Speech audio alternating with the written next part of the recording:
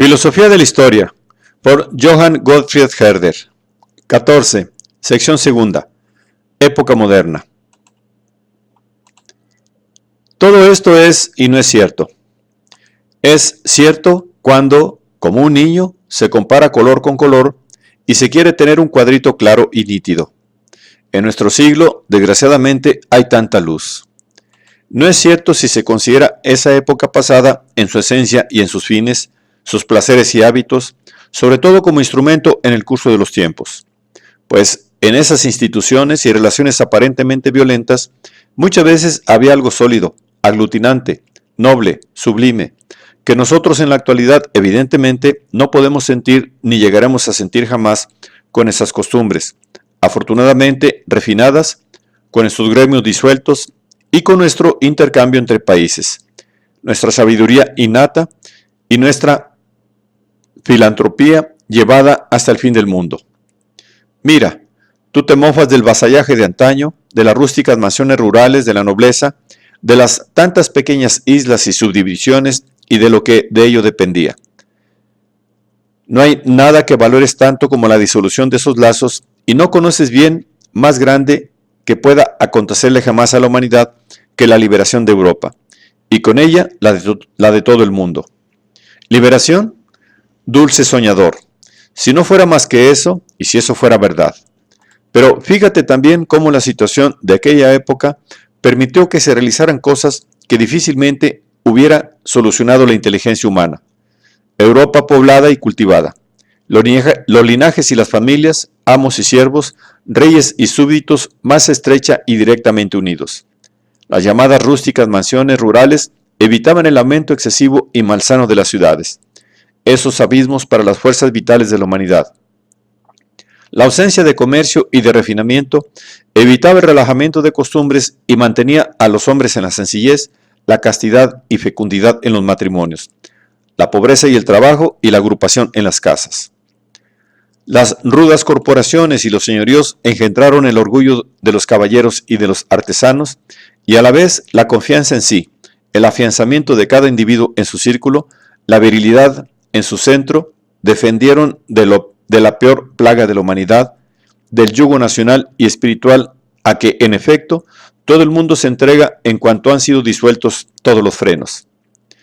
En épocas algo posteriores, pudieron constituirse muchas repúblicas guerreras y fortificadas. Primero se habían plantado, alimentado y educado por medio de razonamientos, las fuerzas entre cuyos tristes restos aún vivían. Si el cielo no os hubiese mantenido tanto tiempo, bajo tantos golpes y caídas, pobre Europa organizada, que devora o relega a sus hijos, ¿qué serías tú con toda tu sabiduría? Un desierto. ¿Habrá gente en el mundo que no pueda comprender que la luz no alimenta a los hombres, que la tranquilidad y la abundancia y la llamada libertad de pensamiento jamás puede ser felicidad o determinación universal?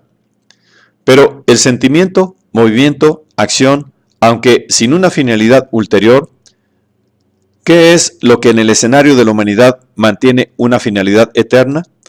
Aunque con golpes y revoluciones, aunque con sentimientos que de tanto en tanto se hacen fanáticos, violentos y hasta repelentes, como instrumentos en manos del tiempo, ¿qué poder, qué efecto tiene cuando es el corazón el que se alimenta y no la cabeza? Cuando todo está ligado por sentimientos e impulsos y no por pensamientos achacosos, cuando hay devoción y honor caballerescos, valentía amorosa y energía civil, organización de Estado y legislación, religión. Lo que menos quiero hacer es defender las eternas migraciones populares y las devastaciones, las guerras y hostilidades feudales, los ejércitos monásticos, las peregrinaciones, las cruzadas. Solo las quiero explicar, hacer ver cómo, en todo aliento en espíritu, cómo hay fermentación de fuerzas humanas, inmensa curación de toda la especie, por un movimiento violento, y si se me permite hablar con audacia, el destino volvió a darle cuerda, por cierto con gran estrépito y sin que las pesas pudieran mantenerse suspendidas en reposo, al gran reloj que se había detenido. ¿Cómo rechinaron sus engranajes? Qué distintas veo a esas épocas en esa luz. De cuando hay que excusarlas cuando yo mismo siempre las veo peleando contra sus fallas, luchando por mejorar y en efecto, es ese mejoramiento lo que más veo.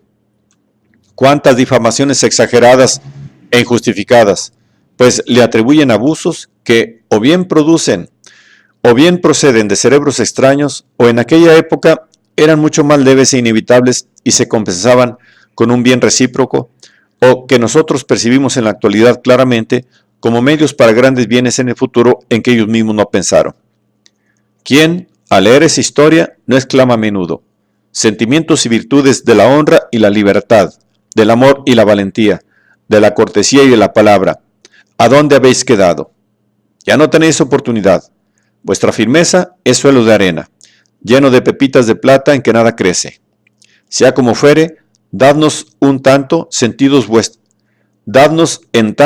sentidos vuestra devoción y superstición, vuestras tinieblas e ignorancia, vuestro desorden y crudeza de costumbres, y tomad en cambio nuestras luces e incredulidad, nuestra frialdad y fineza enervada, nuestro relajamiento filosófico y nuestra miseria humana. Pero, por otra parte, la montaña tiene que lindar con el valle, y la bóveda oscura y maciza no podía ser más que una bóveda oscura y maciza, gótica. Paso de gigante en el curso del destino humano. Y aunque no admitiéramos más que la corrupción que se produce para encauzar el mejoramiento y el orden, no deja de ser un paso inmenso. Era menester esa sombra tan grande para dar la luz. Hubo de ceñir tan fuerte el nudo para permitir luego un desenvolvimiento. ¿Pero acaso no hubo de fermentar para dar la bebida sin heces, pura y divina? Me parece que esto se reducía inmediatamente de la filosofía favorita.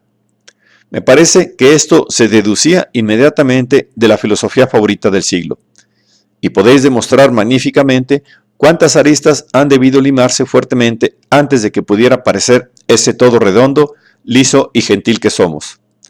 Cómo en la Iglesia hubo de haber tantos horrores, errores, absurdos y calumnias. Cómo todos los siglos hubieron de clamar y aspirar a luchar para un mejoramiento antes que pudiera producirse vuestra reforma o el deísmo claro y radiante. La mala administración política tuvo que recorrer todos sus males y horrores antes de que pudiera aparecer nuestra política en todo el alcance del término, como el sol matutino cuando sale de la noche y de la niebla. Siguen entonces los cuadros hermosos, el orden y el progreso de la naturaleza, y tú, brillante filósofo, encaramado en los hombros de todo el mundo. Pero no hay nada en todo el reino de Dios, por mucho que se me quiera convencer, que sea exclusivamente medio. Todo es medio y fin a la vez, y con toda seguridad también estos siglos. Y si bien la flor del espíritu del siglo, Zeitgeist, el espíritu caballeresco, ya era en sí un producto de todo el pasado, en la forma genuina del norte, si bien la mezcla de conceptos de honor y de amor, y de fidelidad y devoción y valentía, y castidad, que ahora constituían el ideal, no se habían conocido antes, tú tienes que ver en ella, frente al mundo antiguo, en el momento en que ya se había perdido el vigor de todos los caracteres nacionales, tienes que ver en esta mezcla una compensación, un avance hacia lo grande. Desde Oriente hasta Roma, todo era tronco. Luego del tronco salieron las ramas y los gajos. Ningún firme en sí como el tronco, pero más amplios, más airosos, más altos. Con toda la barbarie, los conocimientos que se trataban escolásticamente eran más refinados y más elevados. Los sentimientos que se aplicaban en forma bárbara y con espíritu clerical eran más abstractos y más elevados. De ambos fluían las costumbres, su imagen. Es difícil que cualquier época anterior supiera de una religión tal, por pobre que fuera su aspecto.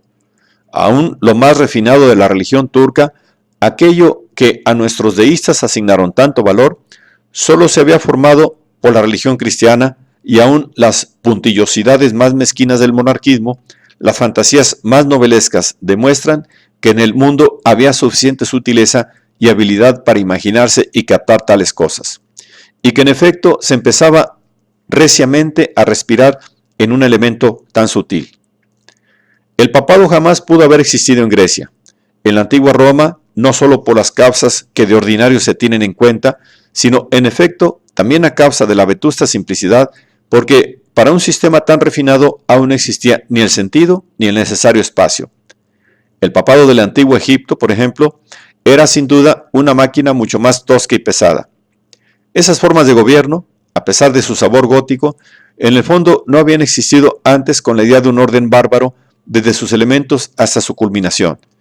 Y a pesar de sus intentos siempre renovados de ligarlo todo, no llegaron a ligar nada. El azar, o más bien la fuerza bruta que obra libremente, se agotó en las formas pequeñas de la forma grande, que difícilmente podía haber sido imaginada por un político. Caos en que todo tendía a una nueva creación más elevada sin saber cómo, con qué figura. Las obras del espíritu y del genio de esta época son de índole semejante, saturadas del aroma complejo de todos los tiempos, demasiado henchidas de belleza, de sutilezas, de ingenio, de orden como para que subsistan como belleza, orden, ingenio. Son como los edificios góticos. Y si el espíritu penetra hasta en las instituciones y costumbres más insignificantes, ¿es injusto acaso que en estos siglos siguiera apareciendo la copa del viejo árbol? Ya no es el tronco, no podía ni debía serlo, pero es la copa. Es la ausencia de unidad, lo complejo, el profuso exceso de ramas y gajos lo que constituye su naturaleza. Ahí están suspendidas las flores del espíritu caballeresco, ahí estarán suspendidas alguna vez, cuando la tormenta haya arrancado las hojas, los frutos más hermosos.